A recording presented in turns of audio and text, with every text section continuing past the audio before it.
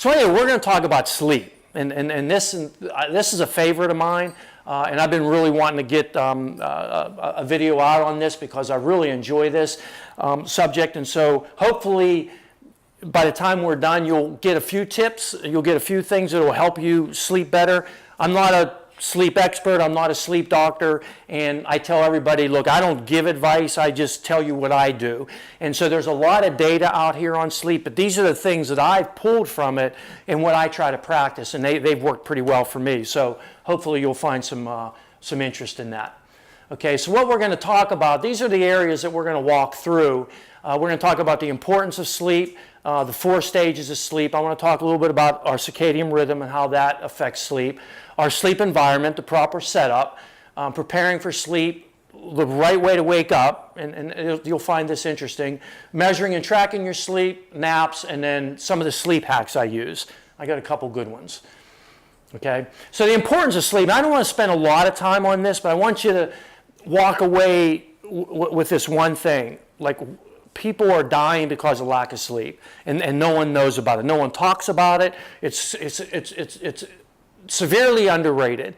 33% of all adults get less than 7 hours of sleep, and they're calling it a silent killer. It's been linked to cancer, heart disease, high blood pressure, diabetes, weight gain, you name it. And I tell people, if you're having problems, like if you're having problems with weight, if you're having problems with blood glucose, you maybe want to look at your sleep, because that could be most likely where it's all starting. And people tend not to do that. We look at sleep as, you know, some second-rate thing. And then the lack of sleep is not power. And why I say that is a lot of our politicians, a lot of our leaders brag about not having to sleep.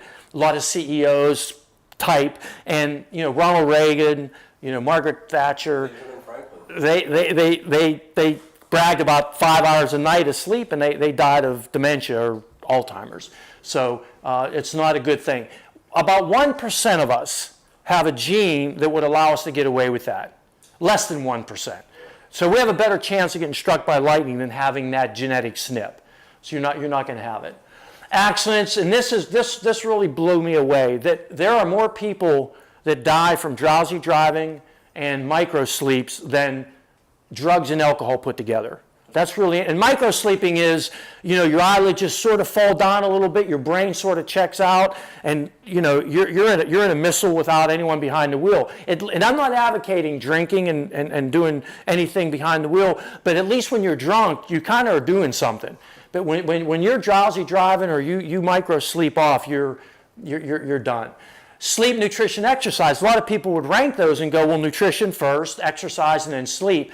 And I argue it's the other way around. I think you have to sleep well so your nutrition works, and you have to sleep well so your exercise works. So I would say it's more the pillar. The data is overwhelming, and we could go on, but just take a look. If it does nothing else, it'll make you get a little more serious about your sleep. So I want to walk through, I only want you to kind of understand these 4 stages if you don't already know them, so that you can start to pay attention to when you sleep, are you getting these? Okay, so the current wisdom right now is 7 to 9. That's the sweet spot. You want to be somewhere in that 7 to 9 range. Anything less than that's probably not good for you, and you're probably having problems that you'll know about. You know, and if you can get more, Savannah, kids, young kids, they should get more. The problem is they aren't, because they're getting up to go to a school bus, and we could talk about that as well. So the first phase is the transition phase. This is when you first go to bed, and sometimes you might notice, hey, did I just have a little dream? And you're not sleeping yet. You know, it's kind of that transition into from wakefulness to light sleep. And then you go into light sleep. And by the way, the transition phase is very short. You know, it's only going to be 4 to 5%, if that. The light sleep stage is more like a 40 to 50%. And you get a little movement. You're not kind of in deep. You're not in REM. But it does things. It improves motor skills. Your body needs the light sleep. It's important. And then the deep sleep. So this is when you're relaxed. You know, your body temperature and your blood pressure is down, and this is when the body's regenerating. So when you're training and you're doing all the running and the things you're doing, the deep sleep is when that's going to all get repaired. That's when your body's going to recover. So deep sleep is extremely important. We should get 15 to 20% of that out of your nightly sleep. And then REM sleep, okay, this is when the brain's up. The brain's actually up at this time, but your body's paralyzed. And that's because you get into lucid dreaming, things are going on, and if your body wasn't paralyzed, you'd be, and people that have the problem with that not happening, they get themselves in some stuff. So it's something that, and that's when the brain's getting regenerated. And that's a 20-25% time. Okay, so it's important to know these stages so that when you're having poor sleep, you kind of can start figuring out where it is. And we'll talk about that, and you'll see what I'm talking about. Okay. So here's how I put this little graph up, just so you can get an idea. This is kind of how N1, about 10 minutes, the first stage, and you go into that N2, the light sleep. You're only there for about 30 minutes. It's a short, the first time around. And then, your first deep sleep's usually 30 to 40 minutes, and you can see it here. You got a nice big deep sleep. Then you go back up again, and you have a short REM. So it's not, your REM at the beginning of the night is not quite as good as it is at the end of the night. Then you have another good deep sleep, and then the REM gets a little better, and then the deep, okay? So you go, first REM state cycle is about 10 minutes, and then the next stages become a little longer. They're like 30 minutes. And this is interesting because if you think about it, if you start to pay attention and really get into your sleep and you start logging your dreams and keeping a journal and saying what was going on, and you start going, I wake up, and if I'm kind of on the cusp of remembering 4 different dreams, I had a good night. I'm like, okay, I had 4 sections, and when I look at my data, I see that, and so that's good. Sometimes I wake up, no dreams, I'm like, shit. I know as soon as I look at my sleep score, it's not going to be good, okay? So anyway, a full cycle takes about 90 minutes, so we're going to go through several of these throughout the night, and your deep sleep's going to drop off, and your REM sleep's going to take over. Now, keep this in mind. If you have a bad night's sleep, you ain't making it up. So if you have a bad night's sleep, and we have this, kind of social jet lag, people, they're hammering all week and go, well, I'm going to just sleep in on the weekend. It doesn't do anything. Okay, so we're not meant to make up our losses. We didn't evolve to be able to kind of make that sleep up. You got it. We don't have a bank. It'd be nice, but we don't. So you want to keep that in mind too when you look at importance. And then the circadian rhythm. So this becomes pretty important, and there's a lot of ways where you could sort of figure out where you are on this, but all your organs are on a clock, and a little more than 24 hours, but everything's on a clock, and they're specifically designed to work that way. And so, it regulates temperature, pulse, blood pressure, your performance, melatonin, serotonin, cortisol. And the thing that keeps this in check is the light and the dark. Okay, light and dark. That's what's gonna, that's why, people that work off shifts, they're kind of calling that, a little bit of a chronic problem right now because that's not good for you. You're not getting that light. But, and it's individual. So I sort of, based on my genetics and the SNPs I look at, and the way my body responds to sleep, I'm more of a morning lark. So I'm in there early and I'm up early, so. But there are also people that have the swings the other way, where they're you call those the owls. They would go to bed late and they get up late, But you can't lark it and owl it at the same time. So you're either one or the other, and your body is going to tell you where you are with that once you start paying attention. But one thing I'd like you to see on this, the circadian rhythm thing, is that so in the morning our blood pressure goes up. Melatonin stops, and you want to keep that in mind because you want it to stop. You don't want your melatonin to keep secreting. So, we'll talk about getting sunlight in the morning. That's when a good night's sleep starts, is that very next morning. Okay, then your brain gets kind of on high alert around 10 o'clock into 12. So if you're gonna tackle something that requires you to be on top of it from a brain perspective, that's a good time to do it.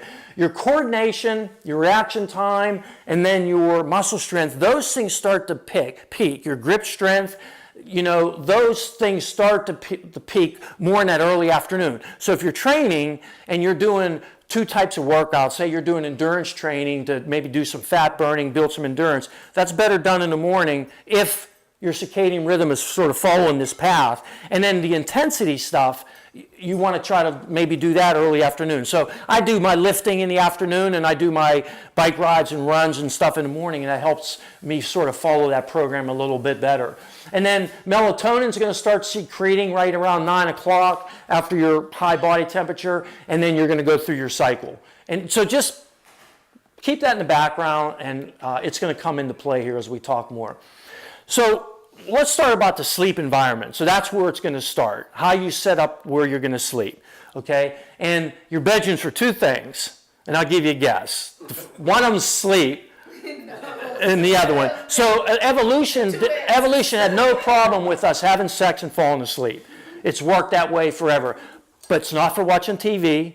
It's not for having snacks and a glass of wine. It's for sleep and sex. That's it. And we'll talk about associating your bedroom with sleep. That becomes important, and we'll talk about how that can affect you. You want it cool. You want it cool. Your core temperature needs to drop. You want to be under 68 degrees because that's going to help your body know that it's ready for sleep, okay? And we'll talk about how to do that. There's some ways I can talk to you about. You want the room dark. You know, if you're getting light in, dark out shades, but you want it dark. And you can achieve that a couple different ways, but you want it dark. You want the air quality to be pretty good. Like we have some special plants up in our room. You can look online and they'll tell you this snake plant and this plant, and it puts off nice fresh air. Open the windows, keep that air fresh. That's where all the work's being done. You know, and I want to segue a bit. We spend 33% of our time sleeping at least, okay? Think about that for a second. We evolved as a species to sleep 33% of our time. We're not hunting and gathering. We're not protecting ourselves from predators. We're not mating. Evolution didn't just make a mistake on it. This is a pretty damn important thing when you think about it. If we're putting ourselves at that risk and taking us out of the reproductive chain for that amount of time, it must be pretty goddamn important. So anyway, noise, unless you're using a sleep machine or you want white noise or something, you kind of want it quiet, and there's ways to achieve that. Dirty electricity. So this is, you may not even be into this.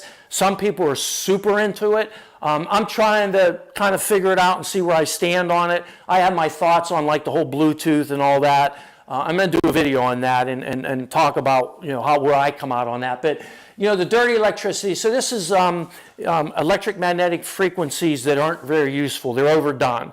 Electric's come in through your outlets, and it's apparently not good for you. Okay, and some people, the Wi-Fi is not good for you and all that. And there's ways, if you notice that, some people are very sensitive to that. And I can't say that I am, but some people are, and you can sort of help with that by using electrical filters. You know, they're kind of grounding filters, and I have those in our bedroom. I plug all the TVs and stuff in it. And you can also walk around, get out there on the earth, and get your feet on the ground. Electronic devices. If you have clocks, TV, anything, you need to block that light because it's going to affect you, whether you think it is or not. That light, you're going to pick it up, and that's going to affect you. So you want to block all that light. Your ergonomics of your bed. We talked about this earlier. Pretty much on your back, on your sides. Now there's a little bit of, you know, clinical research that says, well, if you sleep on your left side, it's not quite as good as if you're sleeping on your right side because of organs and all this kind of stuff, whatever. But a lot of people say back and sides. Unless you have apnea, then you don't want to be on your back. Okay, and then we can talk about how, you know, maybe how to avoid that. And then obviously some customization of pillows and mattresses to get where you want to go. And that's a sport in itself. Like you can certainly spend a lot of time. Humidity, the average around 50%, not too dry, not too humid. Phone in airplane mode again. If you're like, oh shit, is there? If nothing else, you think there's something going on, then shut it off. You know. Plus, you don't want that phone there anyway because it's just going to be a distraction. And you want to associate your bed with sleep. And this is what I mean. The brain's very good at if you're every night you go to bed and you're on the computer and you're doing emails, la la la la la, and that's your lifestyle. Or you go in bed and you watch TV. You know. Pretty soon you want to go to sleep and you don't want to do that, and the brain goes, well, wait a minute, We're supposed to be doing email. We're supposed to be watching TV, and you begin associating that. The other thing is if you can't sleep, if you're having trouble and you get into a session where you're just not, get up.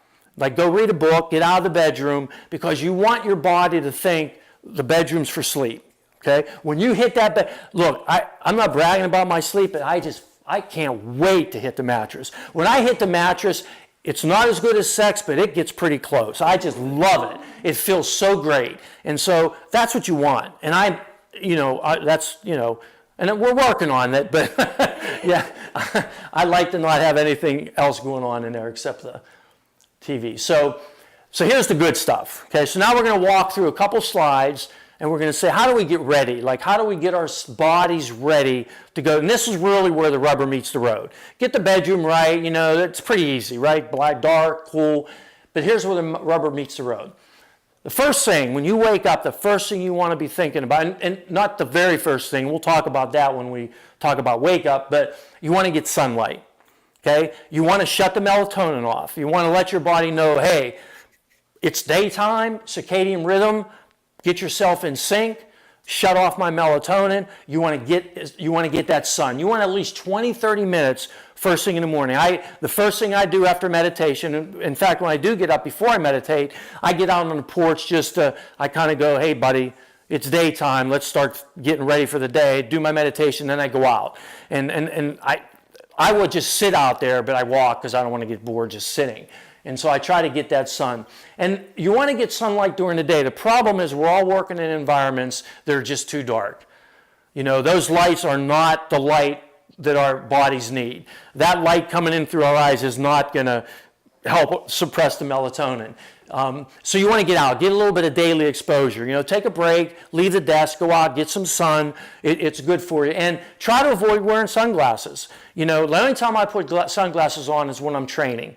I'm not saying endanger your eyes, but if you're always in sunglasses, your body starts thinking, hey, is it really light or is it sort of dark nighttime? And then you get some interference there, and you don't really want that. So try to get out there without it. Exercise, we all know the value of that. It helps balance the circadian rhythm. It certainly helps improve sleep quality, but not too much. You don't want to do too much, and not too late. You want to kind of stay 2 to 3 hours before it's time to go to bed. Let your body settle down, let that core temperature. Remember, our bodies want to be cold, and so if we're all fired up from some intervals, that's going to make sleep a little bit tougher. Stress management, if your head's spinning, if you're going to bed and you're thinking about what I got to do tomorrow, what I did today, it's going to wreck your sleep. And what's helped me the most is, I learned how to meditate. And so that really helps you clear your head. And no thoughts are going to come, but it helps you deal with that. I try to use that. And if you meditate right before bed, if you do have trouble with that, it could be very, very valuable. 5 minutes, just sit there and really get rid of those thoughts. It can be very helpful. Time restricted feeding. So you want to try. A good practice is try not to eat 3 hours, 4 hours before bed. Some people 2, but you can experiment with that, but you definitely want to give yourself enough time to let the body work. You don't want the body to be digesting food all night and it has to work on other things. It doesn't have to work on digesting food. And it helps you to understand if let's say you eat a bunch of carbs before you go to bed, okay, you get a little bit of a blood sugar spike. And then what happens is when you come off of that spike during the night, the brain says, holy shit, because your glucose will drop, I need some glucose, and so you get a cortisol release.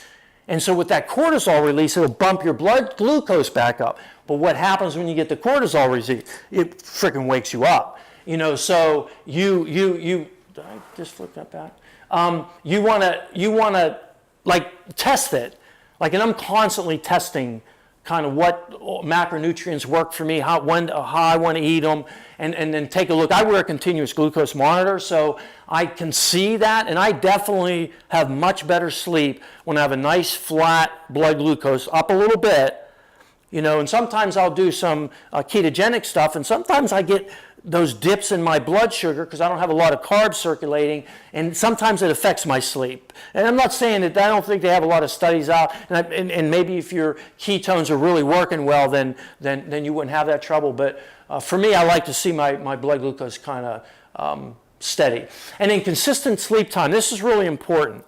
Once you find out where your body wants to be, are you a lark, are you an owl, you a 9 to 9:30, are you a 10 to a 10:30, and you got to get your hours, the 7 to 9. You want that to start to get very consistent, because then your body picks up on that consistency. That's your circadian rhythm, and you want to repeat that. Very important. This is one of the top sleep pillars, is consistent timing. If you're all over the place, your body just kind of loses track of that rhythm, and that becomes pretty important. Okay, so nutrients over meds, and what I mean by that is we're in a culture where, I think when Ambien came out, it made more money in 12 months than one of the big product lines that are huge right now. So a lot of people are on sleep meds, and the problem that what the sleep meds is, they're not letting you sleep. It's a sedative. So it's like someone taking a sledgehammer and hitting you in the head. You're falling down. That's not very good sleep. Your body's not doing what it's supposed to do.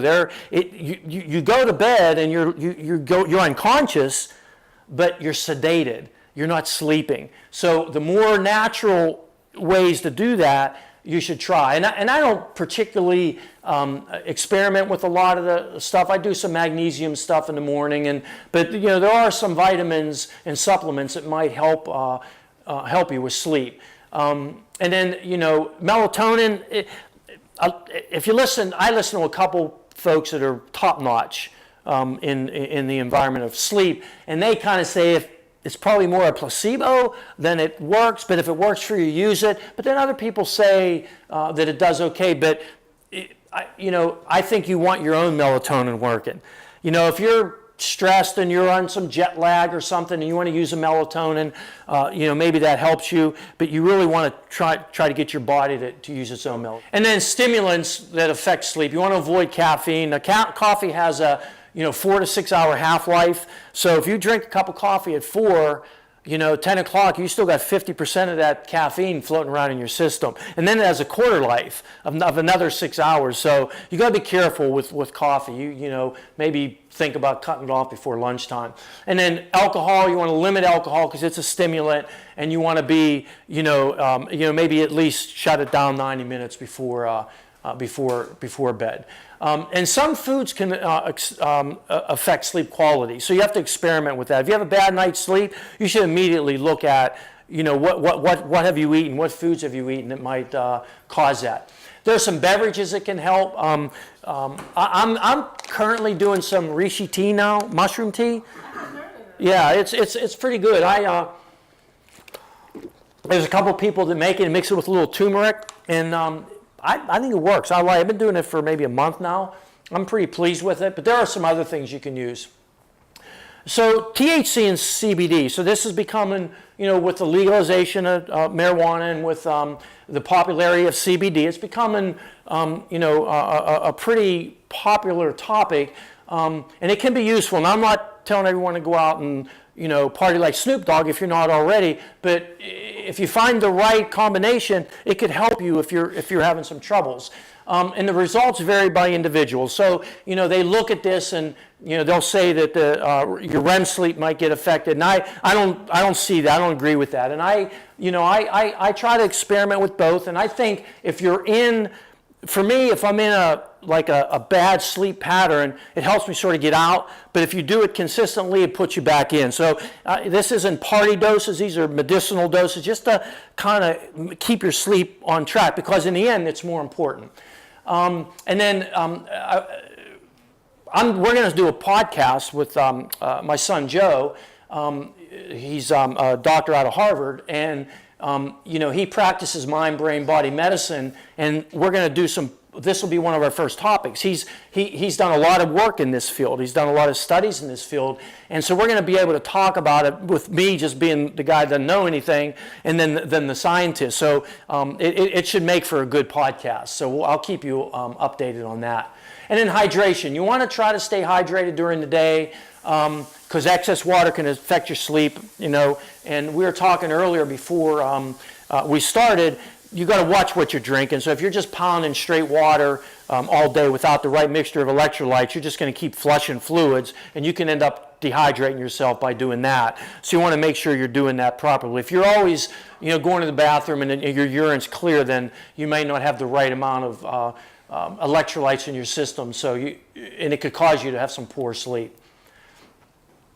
Avoid electronics. So this is a big. So this is where all this problems with sleep start, and you don't really realize it. So you want to suppress the blue light so that the melatonin can get going. You want to not see it because it suppresses the melatonin. So if we stay in these lights and we look at this TV after it gets dark without the blue light blocking glasses, then our melatonin's going to kind of still think it's day, and we're going to start to throw that off. If you look at an electronic device 1 hour before bed, it's going to reduce your melatonin or decrease your melatonin by 50%.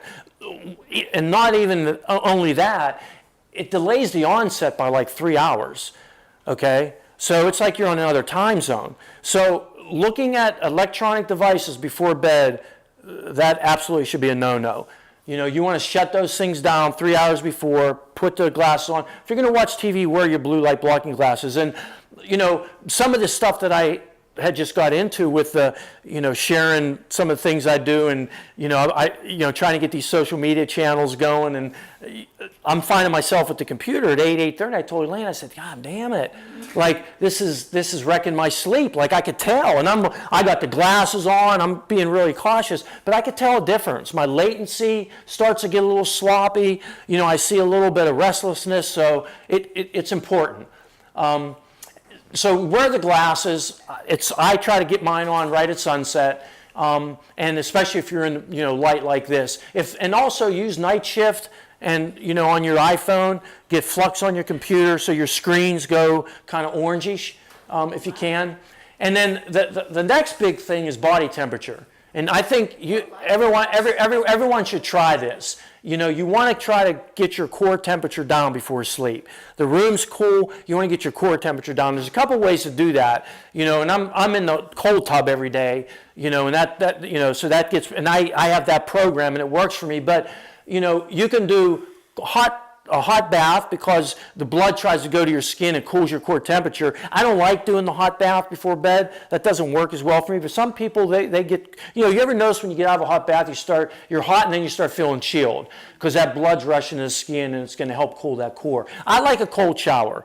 And what you can do is you can just do like hot cold, finish on cold for a couple minutes. You'll really be, if you do the blue light blocking glasses, couple hours before bed, don't look at any electronics, get the room cold, cool your core temperature down, give me a call, because I bet you're going to have better sleep. Okay, try it out. And then mouth breathing.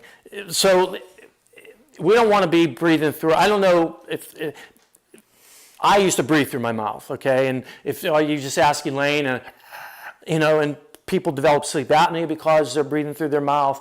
You wake up, your mouth is dry.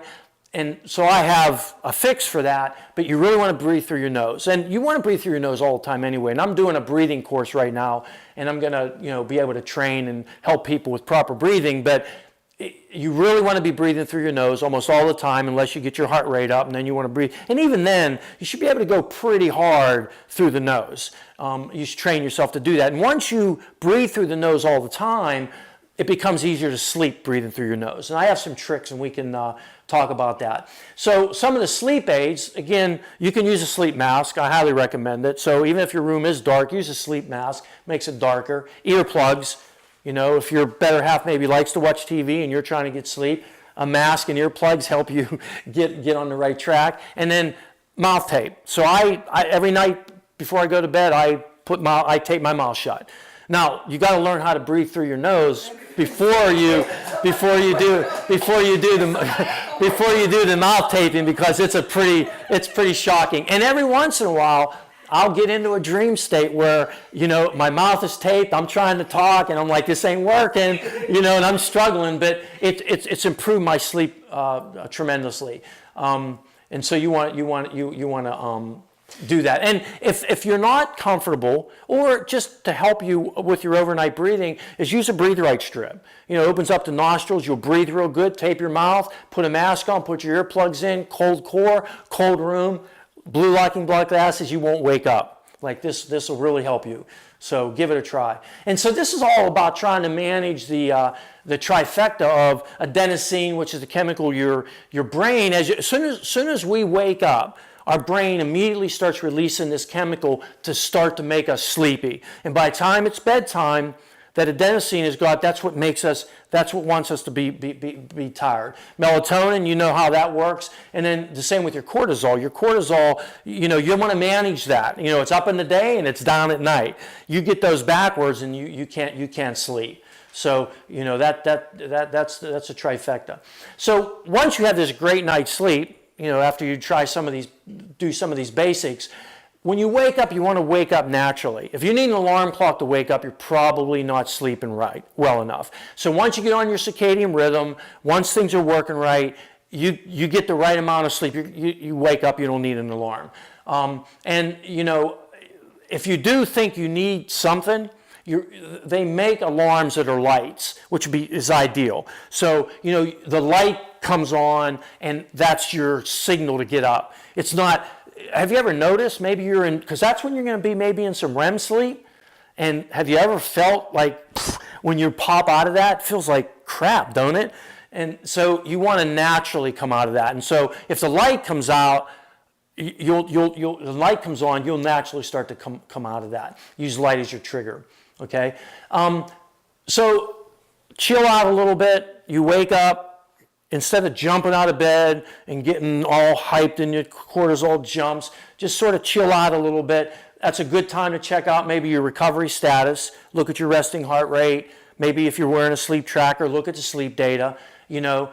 I do some journaling. Like I'm on this kick where I want to try to remember my dreams, and sometimes you just can't, and there's no reason, you just can't. You're not going to remember them. But when I do, I like to log them, and I dream about some crazy shit, and I like to put that down. It's kind of fun.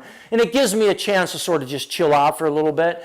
And then I have a gratitude journal, and so I put the dreams with the gratitude, and I'm thankful to have Elaine every day with me sleeping. So she makes it in there about once or twice a week. But just sort of appreciating somebody, something, it kind of makes you feel good and gets your day started off right. And then the last thing you want to do is grab your phone and look at emails, because it'll ruin your day, and it'll get your cortisol spike. So, you don't want to look at any of that stuff. Try to avoid, look at the fun stuff and don't look at that stuff. And you take your time, it's kind of worth it. Okay? So, you want to try to measure your sleep. I mean, as much as you hate to be all a data geek and scientific about this stuff, if 33% of our time is meant to be sleeping, we care about what we're eating. We care about where we're working. We should care about how we're sleeping. And to know about it, you got to track it. And so there's lots of ways to do that. They have devices that go in the bed to track movement. You can use your iPhone. Some certainly aren't going to be as good as others. And none of them are going to be like sleeping in a sleep center. But who wants to sleep with a big helmet on in a sleep center anyway? I use the Oura Ring. I mentioned this last time. I think it's one of the better devices out there. I think the accuracy is extremely good compared to the wrist. Like a Garmin pulls off the wrist. I think the ends of the fingers are a little better for picking up, some of the blood pressure and heart rate. The oxygen saturation. In hospitals, they put a thing on the end of your finger. They don't clamp your wrist, right? So it's a little more accurate. So I like this. You want to look at the timing. How have you been going to bed and getting up? Your sleep tracker will tell you that, and you can sort of keep yourself honest. Sleep latency, you want to be about under 15 minutes. So when you go to bed, get yourself in there, get yourself all prepped up, you should be able to fall asleep under 15 minutes. Okay, you should have a short latency. If not, then something's off.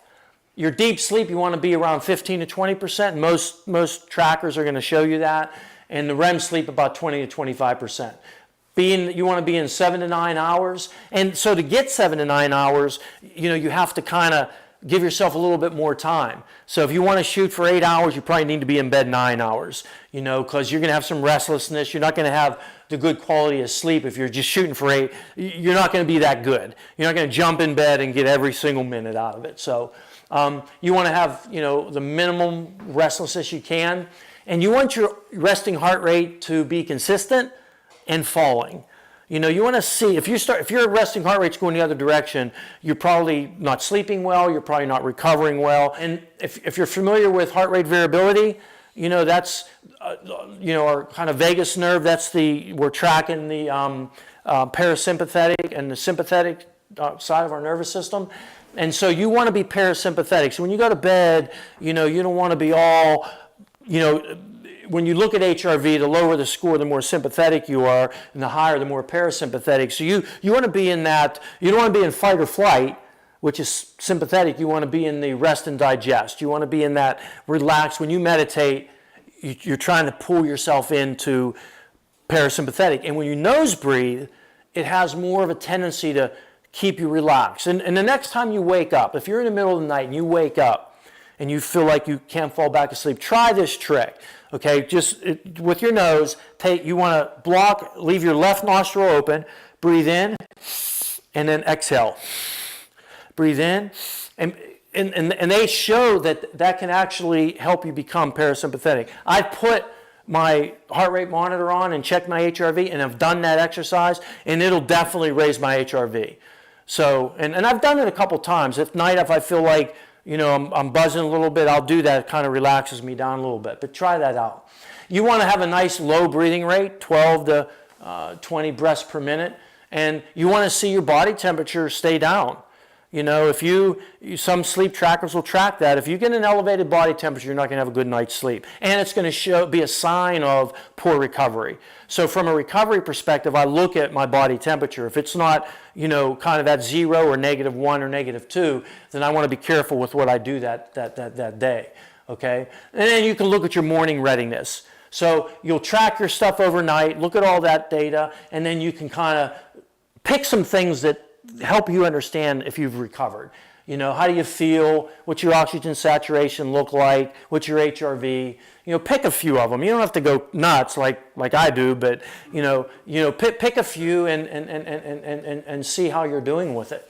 See where you come out. So this is my data from one of the other nights, and maybe this was a THC data. I don't know, but this is good data. All right. So you can see here on the left, we talked about. You see my deep sleep. So I had a pretty nice set of deep. I had an hour, almost 2 hours of deep sleep, 20% right on the money. And a little bit of restlessness here. I fell asleep pretty quick. I think my latency was 2 minutes. So I was out. And then you see how I start moving into REM. A little bit of REM here, a little here, and then I had some nice REM sleep here. So just like our chart. Now everybody's going to look a little different, but this is what I'm looking for. This is money. And then my app, the Oura Ring, rates that sleep rating, And so when I'm in the 90s, and this night I got 9 hours and 8 minutes of sleep, and I was in bed for 9 hours and 30 minutes. So I took pretty good advantage of, now look, I'm bragging here, this was Monday night. Tuesday didn't look like that. Wednesday didn't look like that. I was in the 90s, a couple high 80s, but this was a good night. As long as I get these every once in a while, I'm pretty happy because I know what it takes. But it takes discipline to kind of make sure. And then what I do is I look at all of the things that contributed to that. What did I eat? What did I do that day? What were some of my numbers? What was my blood pressure? What was my blood glucose? Like all of that. Were there any stressful events? Right. And then I try to repeat that and see if I can repeat this. So like it's like with all this stuff, if we could live to 100 and just sort of eat Twinkies and flow through it, well, we'd all be 100. Unfortunately, it takes work. Everything takes work. And so if you got to work at it, but it's well worth it. Like it's well worth it. This will improve your health and it will improve your lifespan if you do it right. Okay. Naps. So if you're this is kind of the sort of the thought on naps. If you're sleeping well, naps can be an added benefit. And this is pretty individual. So if I have a good day, if I take a nap, it'll help enhance recovery. But if you're not sleeping, and by the way, you don't want to nap after 3. If you nap after 3, what ends up happening, remember that adenosine I was telling you that builds up, that helps you get sleepy and helps get ready for sleep? You take a nap, you start to flush some of that out. Now when you go to bed at night, you don't have the adenosine buildup that you would normally have because you took a nap, and it's going to affect how you sleep that night. Okay, so you want to watch that. But if you're not sleeping well, you probably don't want to nap. And the reason is you want to be as tired as you can. If you're a poor sleeper, you want to go to bed tired. You want to go to bed tired so that you get a good night's sleep. If you take a nap, it's not, you think it's helping you because you're going to sleep bad, but it just makes you sleep worse. So get your sleeping done properly first, and then you can add naps as an enhancement. That's kind of how you want to do that. So some of the sleep hacks I use, okay, and these are pretty good. I use a chili pad. Okay, this is a device that lays on the bed. We talked about body temperature. It's under me about 57 degrees. Keeps me nice and cool. Put blankets on, to keep that coolness in, but core temperature's low. This helps keep my body temperature cool, and I can tell you it works. I can't sleep without it. In fact, sometimes, like if the water gets low in it, or if it runs out and it shuts off, I'll tell Elaine, I said, man, that messed my sleep up. So it really works. I like it. And I'm experimenting with this now. This is PEMF. This is pulsed electromagnetic frequency. We talked about it before. So this helps to offset some of that intense electromagnetic pollution we talked about, the EMP, which is coming in from all over the place, cell phone towers, you name it. And so what this does is we need the electromagnetic frequency for our cells. It's sort of like an electronic tune-up, and it improves the cellular energy production, and it's detoxification, nighttime repair. Like, it has some really positive effects, and so I've been using it for several weeks now, and it's made a difference in my sleep score. And then red light, it's been studied closely and found to improve sleep and quality. So if you noticed, if you've been in my garage, you see I have the Jove light out there. It's the infrared light, near and far. And so Elaine does this a little better than me. I do a lot in the morning. I'm starting to do a little bit more at night, but a little bit of that at night is shown to be able to help with sleep as well. And there's some other ideas I have to get things going better, but those are the hacks I use. All right, so there you have it. There's a taped up eye mask. I'm probably sleeping right there. I don't know. So anyway, that's what I got. Okay? Any questions?